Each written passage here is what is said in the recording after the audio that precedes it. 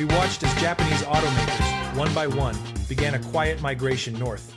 They were fleeing the tariff roller coaster of the United States and running toward the one thing that matters more than anything in a global supply chain: predictability.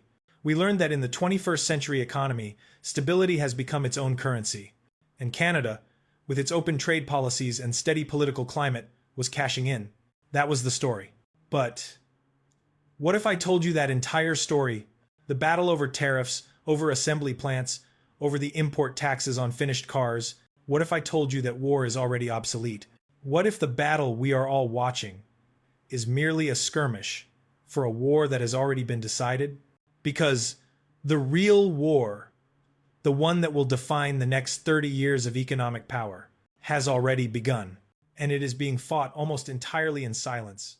It is not a war for steel or aluminum or rubber.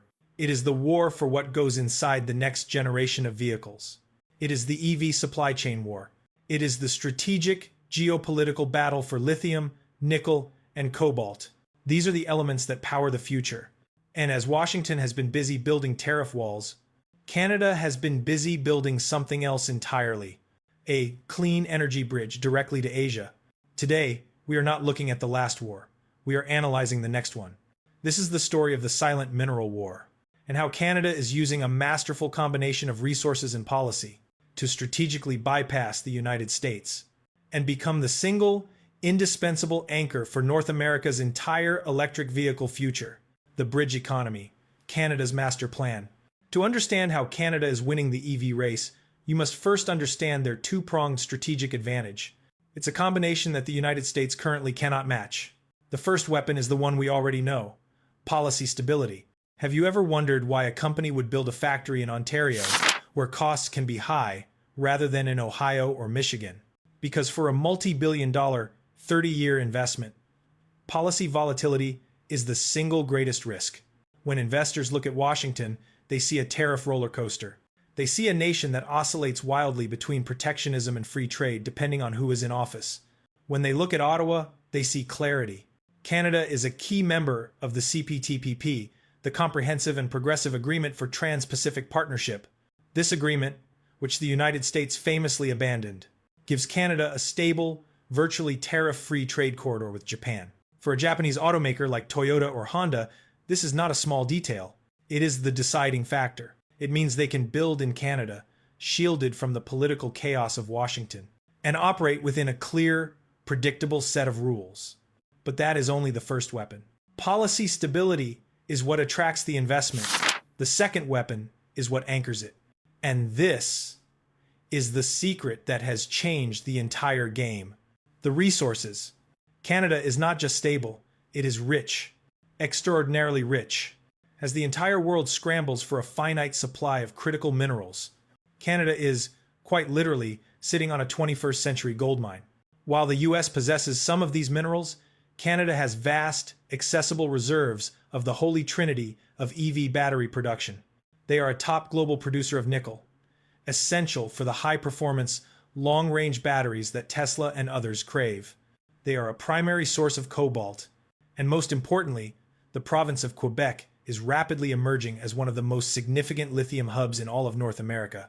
This is not just mining. This is the new oil. This is the fundamental bedrock of the entire global clean energy transition. Canada is one of the only nations in the Western Hemisphere that has every single mineral required to build a modern electric vehicle, from the mine to the battery to the car. And they are using this advantage with precision. How do we know this master plan is working? You just have to follow the money. The giants of Asia, the companies from Japan and South Korea who must secure a stable supply of these minerals, and who are desperate to find a source that is not controlled by China, are pouring tens of billions of dollars into Canada. But look closely at where they are investing. They are not just building the same old assembly plants. They are building the entire battery ecosystem. Evidence A. In April 2024, Honda announced a staggering $1 billion, 15 billion CAD project in Ontario. This is not just another car plant. It is a comprehensive EV hub. It includes a new assembly plant and a new battery manufacturing plant, and new plants for cathode active materials and separators. All right there, a pit-to-plug supply chain, all inside Canada. Evidence B. LG Energy Solution, the South Korean battery giant, is in a joint venture with Stellantis, building a $5 billion gigafactory in Windsor, Ontario. Evidence C. Volkswagen, Toyota, Panasonic. The list goes on. They are not just investing in Canada. They are creating a clean energy bridge.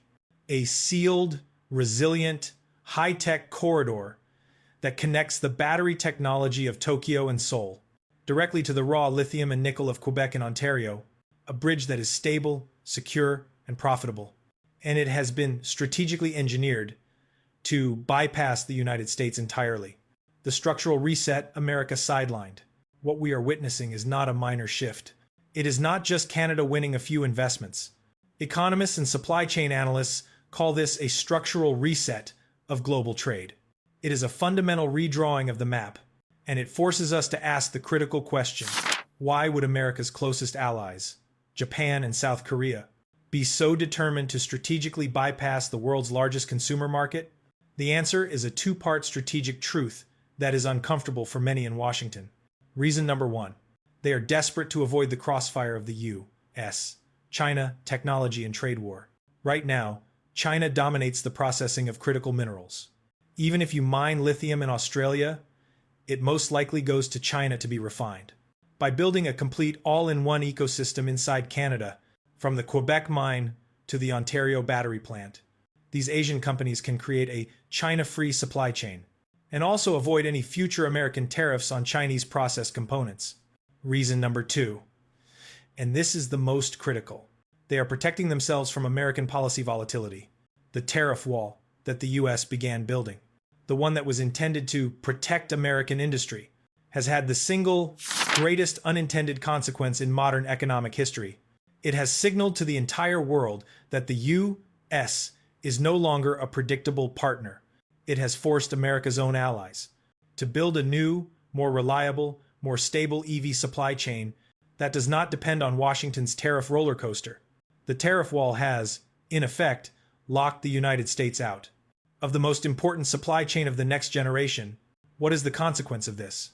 While America was fighting to save the auto plants of the 1,980 seconds, it missed the race to build the battery plants of the 2,030 seconds.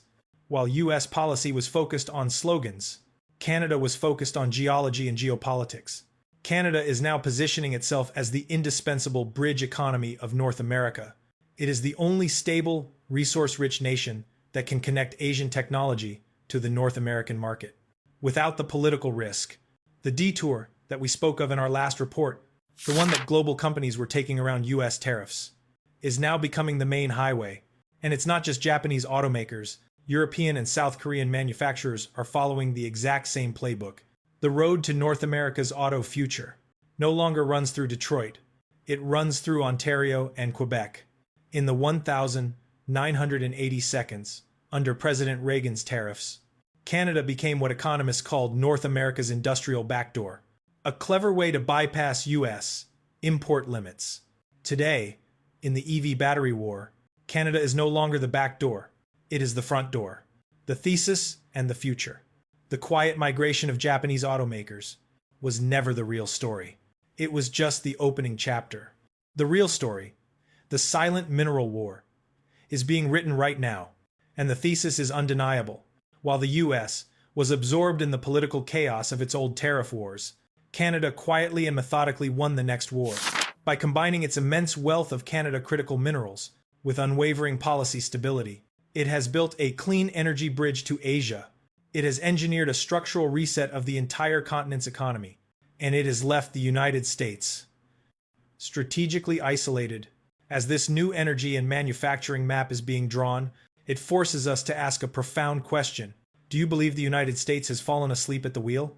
Has it already lost the next 30 years of manufacturing by focusing on the battles of the past? Or is there still time for America to compete in this new EV battery war? What would an American counterpunch even look like? Share your strategy, your analysis, in the comments below. Because Canada has secured the resources, Asia has secured the partnership. The United States is, for now, on the outside looking in. In our next video, we will investigate America's late and desperate counterpunch. What is the plan to fight back in this silent mineral war? And is it already too late? Make sure you are subscribed and have notifications turned on. Thank you for watching.